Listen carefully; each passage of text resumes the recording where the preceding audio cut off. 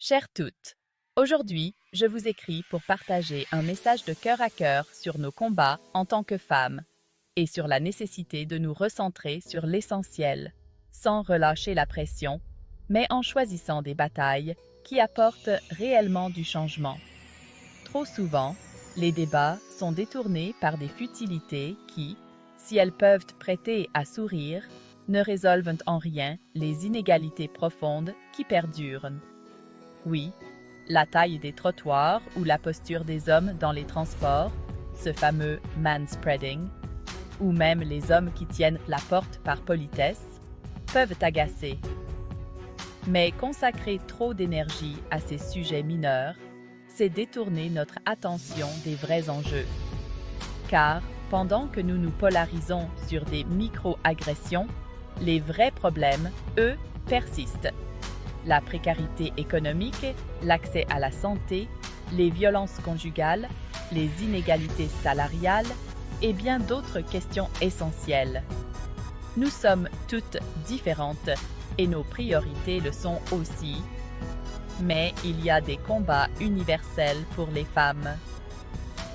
En voici une liste non exhaustive, car chaque jour, de nouveaux défis se posent.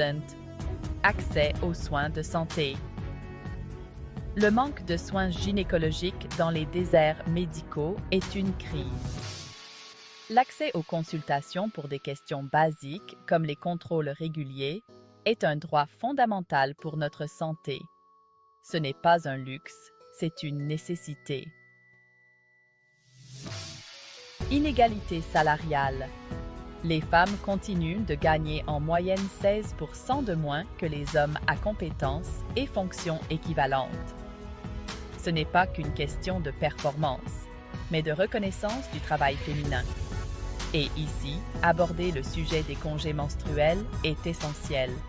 Un congé menstruel pourrait être bénéfique pour celles qui en souffrent, mais cela ne doit pas être instrumentalisé pour baisser encore plus nos salaires. Trouvons des solutions comme un aménagement des congés déjà existants ou ajoutons des jours sans que cela mène à des inégalités de salaire. Congé de maternité et retour à l'emploi.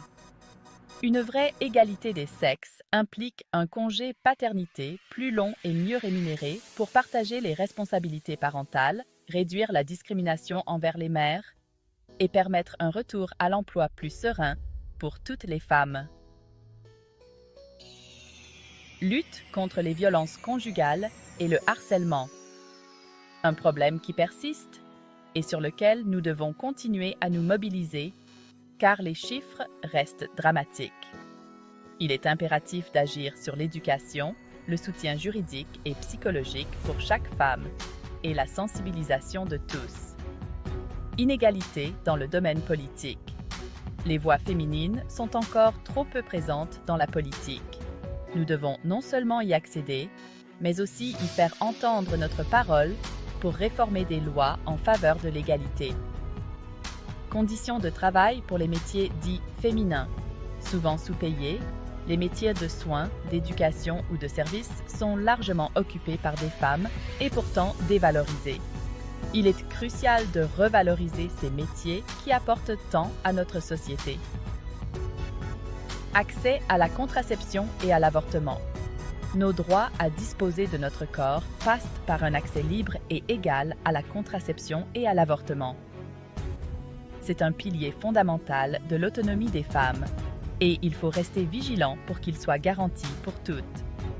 Il y a bien sûr d'autres combats et l'important est de rester concentré sur ceux qui feront avancer notre égalité et notre bien-être. Pour conclure, je ne suis pas là pour remettre en question l'égalité des droits, bien au contraire. Je veux juste rappeler que la force d'un mouvement, c'est sa capacité à se concentrer sur des objectifs concrets. Défendre nos droits, nos choix et nos besoins, y compris la liberté de devenir mère, est fondamental, et cela ne devrait jamais être perçu comme une trahison à la cause. Alors, oui, les femmes méritent mieux que des futilités. Que chacune d'entre nous puisse vivre selon ses choix, être soutenue dans sa carrière et sa maternité si elle le souhaite, et, avant tout, bénéficier des soins dont elle a besoin.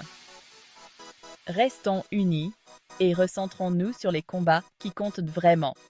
Nous valons bien plus que des débats sur les trottoirs. Avec toute ma sororité, Olivia,